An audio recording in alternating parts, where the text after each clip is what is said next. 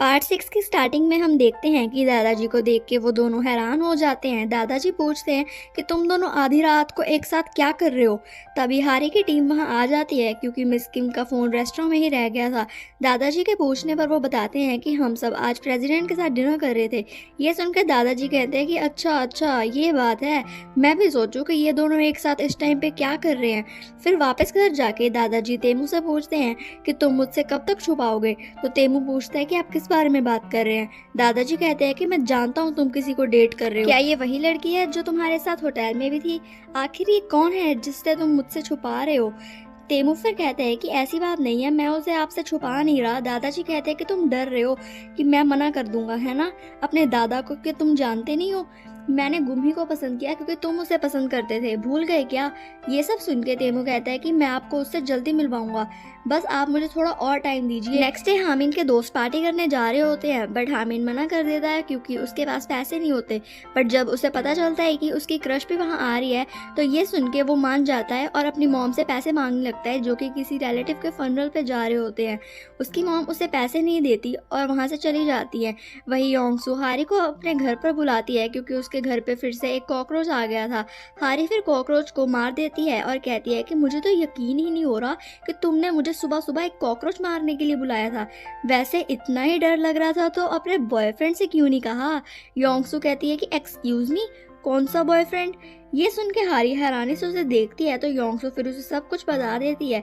योंगसू कहती है कि एक तो गलती उस बंदे की है, ऊपर से उसने मनाने के लिए मुझे एक फोन तक नहीं किया। हारी कहती है कि उस बेचारे की हिम्मत नहीं हो रही होगी ना, तुम गुस्सा छोड़ दो। योंगसू कहती है कि बहुत हो गया, मेरी तरफ से तो रिश्ता खत्म, अगर ऐसे इंसान को डेट करती रही ना तो मैं तो बस परेशान ही होती रहूंगी। फिर वो दोनों डम्पलिंग्स खाने जा रहे होते हैं और तभी वो तेमू और संगफुन को देखते हैं जो कि रॉक पेपर सीजर खेल रहे होते हैं और फिर वहां से चले जाते हैं। योंगसू हारी को लेकर जल्दी से टैक्सी में बैठती है और टैक्सी ड्राइवर को उनके कार का पीछा करने के लिए कहती है और सोचती है कि ये लोग आखिर इतने खुश होकर जा कहाँ रहे हैं। संगफुन को तो देखो, अपनी नाराज गर्लफ्रेंड को मनाने के बजाय ये यहाँ अपने दोस्त के साथ ऐश कर रहा है। फिर वो दोनों ऑर्फनेज के अंदर भी चली जाती हैं जहाँ पर तेमू और संगफुन गए थे। वो दोनों उन्हें देख के हैरान हो जाते हैं और फिर संगफुन योंगसू को अपनी गर्लफ्रेंड कह के इंट्रोड्यूस कराता है।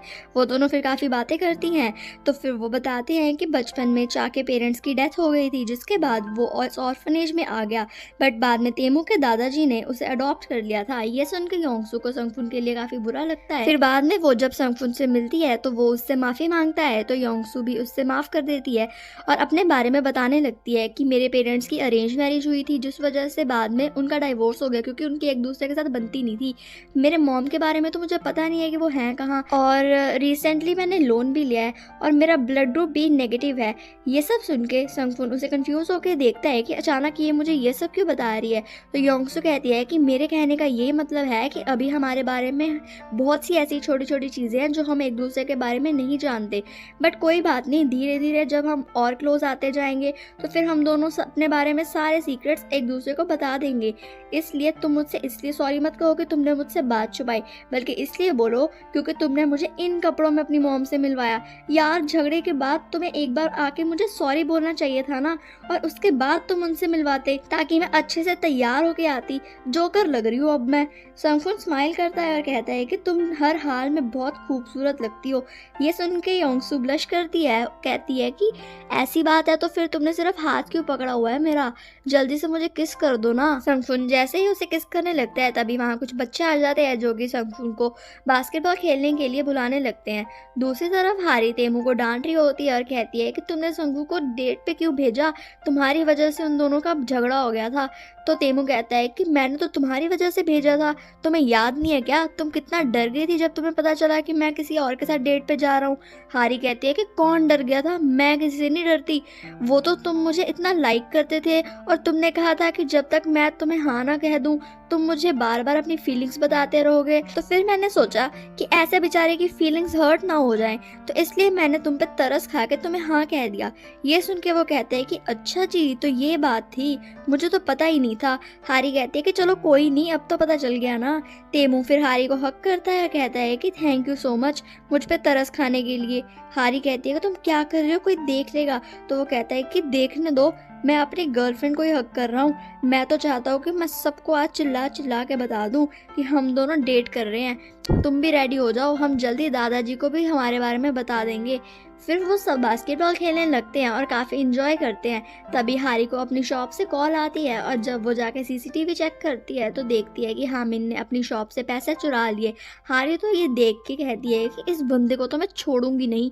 बट तेमू तो बस हारी की बचपन की फ़ोटोज़ को निहारे जा रहा होता है और वो हारी को कहता है कि क्या तुम मुझे अपनी एक पिक्चर दोगी, मैं अपने पास संभाल के रखूँगा। ये सुनकर योंगसू कहती है कि ये बंदा तो बिल्कुल मेरे जैसा है, मैंने भी ऑर्फनेज से संगफुन की बचपन की पिक्चर ली थी।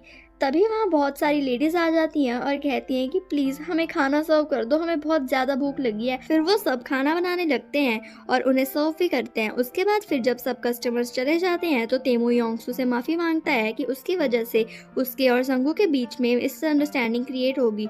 ये सुनकर योंगसू कहती है कि सॉरी के बदले कुछ दो भी तो सही, ऐसे रूखी सूखी सॉरी कौन कहता है। फिर वो उसे चा की एक वीडियो दिखाता है और कहता है कि क्या ये चलेगी, तो योंगसू कहती है कि दौड़ेगी। जब वो खाना खा रहे होते हैं तभी गलती से कोल्ड ड्रिंक तेमू की शर्ट पे गिर जाती है, जिस वजह से वो उसे घर ले जाके हामिन की टी शर्ट दे देती है और चेंज करने के लिए कहती है। तेमू उसे देख रहा होता है तो हारी कहती है कि तुम चेंज क्यों नहीं कर रहे, तो तेमू कहता है कि क्या मैं तुम्हारे सामने ही चेंज कर लूँ, मतलब वैसे मुझे तो चलो कोई प्रॉब्लम नहीं है, अगर तुम चाहो तो तुम मुझे देख सकती हो।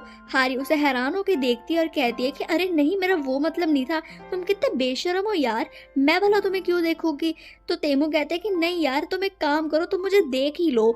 तो फिर हारी कहती है कि तुम पागल हो क्या, जाओ हामिन के रूम में जाके चेंज करो। तभी हारी के पेरेंट्स आ जाते हैं, जिन्हें देख के योंगसू हैरान हो जाती है और कहती है कि आप लोग तो कल आने वाले थे ना। फिर वो हारी के डैड को संगफुन से इंट्रोड्यूस कराती है और जाके हारी की मॉम को घर के अंदर जाने से रोकती है और कहती है कि आंटी आप अंदर नहीं जा सकती, आप मेरे साथ चलिए, मुझे आपको आपको अपने बॉयफ्रेंड से मिलवाना है।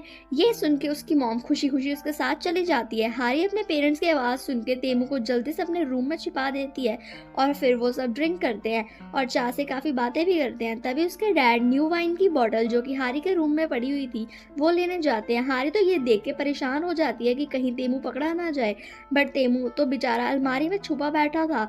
हारी फिर खिड़की से देख के कहती है कि क्या तुम नीचे छलांग मार लोगे। तेमू इतनी हाइट देख के इनोसेंटली कहता है कि मैं तो मर जाऊंगा यार। तो हारी कहती है कि मुझे माफ़ करना, मुझे समझ नहीं आ रहा कि मैं क्या करूं, तुम ना वापस अलमारी में छुप जाओ, मैं मौका देख के तुम्हें यहाँ से भगा दूंगी। तेमू जैसे ही फिर से अलमारी में छुपने लगता है तभी योंगसू हारी को इशारा करती है कि निकलो यहाँ से, रास्ता साफ है। हारी तेमू की शर्ट पकड़ के वापस उसे खींचती है और बाहर निकालने लगती है। जब वो लोग बाहर आ जाते हैं तो हामिन को देख के वो छुपने लगते हैं, बट आखिरकार पकड़े ही जाते हैं। हामिन तेमू को देख के गुस्से से कहता है कि इसने मेरी टी शर्ट क्यों पहनी हुई है, क्या इसके पास कपड़े लेने के लिए भी पैसे नहीं है। तो हारी उसे चुप कराती है और तेमू खुद को इंट्रोड्यूस करता है कि मैं हारी का बॉयफ्रेंड हूँ और गो फूड्स का प्रेसिडेंट भी। ये सुन के हामिन हैरान हो जाता है कि इतनी बड़ी कंपनी का प्रेसिडेंट हारी को डेट क्यों कर रहा है। हामिन कहते हैं कि क्या हारी आपको ब्लैकमेल कर रही है, इसके पास आपकी कोई वीडियो वगैरह है क्या। हारी फिर हामिन को चुप कराती है और फिर वो तेमू से माफ़ी मांगता है। तेमू कहता है कि अगर ब्लैकमेलिंग से मुझे सारी लाइफ हारी के साथ रहना पड़े तो मुझे वो भी मंजूर है। ये सुन के हामिन कहता है कि जीजू आप तो मेरी बहन पे पूरे लट्टू हो। उसके मुंह से जीजू सुन के तेमू बहुत खुश होता है और फिर वो उसे अपना कार्ड देता है और कहता है कि तुम जो चाहो वो खरीद लो। हामिन तो खुशी खुशी कार्ड लेने लगता है, बट हारी उसे रोक लेती है। उसके बाद हारी और हामिन एक डील करते हैं कि तुम मेरे बॉयफ्रेंड वाली बात घर पे मत बताना और मैं तुम्हारी चोरी वाली बात नहीं बताऊंगी। नेक्स्ट डे जिम में योंगसू यही वीडियो देख रही होती है जो कि तेमू ने उसे दी थी, जिसमें संगफुन योंगसू के साथ झगड़ा होने के बाद ड्रिंक करके रो रहा होता है और एक सैड सॉन्ग गा रहा होता है। योंगसू ये वीडियो देख के काफी हंस रही होती है तो संगफुन उस वीडियो को देख के उससे फोन खींचने लगता है। उन दोनों को एक साथ कोई बंदा पिक्चर क्लिक कर लेता है जिसे योंगसू के डैड ने भेजा था। वो उन्हें देख के काफी गुस्सा होने लगते हैं और कहते हैं कि मैंने योंगसू को तेमू को डेट करने के लिए कहा था, ना कि उसके सेक्रेटरी को। उसके बाद जब मिनवू हारी की शॉप पे उससे मिलने आता है तो हामिन बताता है कि वो तो यूरा से मिलने गई है, मुझे लगा कि तुम भी वहीं होगे। हारी जब यूरा से मिलती है तो यूरा कहती है कि तुम एक बार मिनवू की लाइफ से दफा क्यों नहीं हो जाती। फिर वो लोग बातें करने लगते हैं और यहाँ इन दोनों की बातों से हमें पता चलता है कि कॉलेज टाइम पे यूरा मिनवू को लाइक नहीं करती थी, पर जब उसे पता चला कि हारी मिनवू को लाइक कर रही है तो फिर जानबूझ के वो मिनवू को डेट करने लगी। हारी जब उसे सुना के वहाँ से जाने लगती है तो वो देखती है कि मिन्नू भी वही होता है जिसने सारी बातें सुन ली होती हैं। वो फिर हारी से पूछता है कि क्या तुम मुझे लाइक करती थी? मैं कितना बेवकूफ़ था कि तुम्हारी फीलिंग्स को समझ ही नहीं पाया। हारी उस पर गुस्सा करती है और कहती है कि तुम्हें यूरा पे फोकस करना चाहिए। मैं पहले तुम्हें लाइक करती थी बट अब मेरे मन में तुम्हारे लिए ऐसी कोई फीलिंग्स नहीं है, इसलिए बेटर होगा कि तुम यूरा पे ध्यान दो, वो तुम्हारी हरकतों से काफ़ी हर्ट है। ये कह के वो वहाँ से चली जाती है और अपसेट होके फिर तेमू को कॉल करती है और उससे डेट के बारे में पूछती है कि कल क्या हम लोग डेट पे चलें, और तेमू फिर मान जाता है।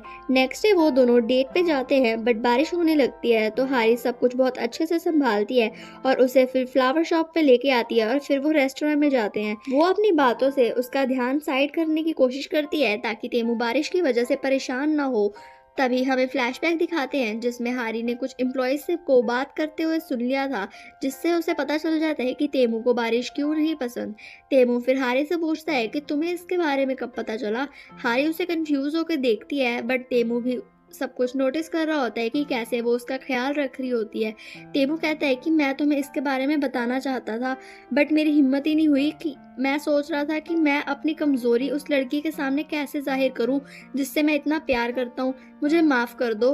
हारी फिर बिना कुछ कहे उसे हक कर लेती है। उसके बाद हारी को किसी का मैसेज आता है तो वो कहती है कि मैं वॉक करके घर जाऊंगी, योंगसो यहीं आसपास है और वो मुझसे मिलना चाहती है। फिर हारी चेयरमैन से मिलती है क्योंकि उन्होंने ही उसे वहाँ बुलाया था और यहाँ हमें पता चलता है कि चेयरमैन को सब कुछ पता चल गया होता है कि वो और तेमू डेट कर रहे हैं। जब तेमू को पता चलता है कि चेयरमैन ने हारी को मिलने के लिए बुलाया है तो वो जल्द से जल्द उनके पास जाने लगता है। तभी उसके कार का एक्सीडेंट हो जाता है और यहीं पार्ट 6 खत्म हो जाता है। आई होप आपको मेरी एक्सप्लेनेशन पसंद आई हो। मुझे कमेंट्स में ज़रूर बताएं और ऐसे ही और एपिसोड्स और ड्रामास की डिटेल एक्सप्लेनेशन देखने के लिए चैनल को सब्सक्राइब ज़रूर करें।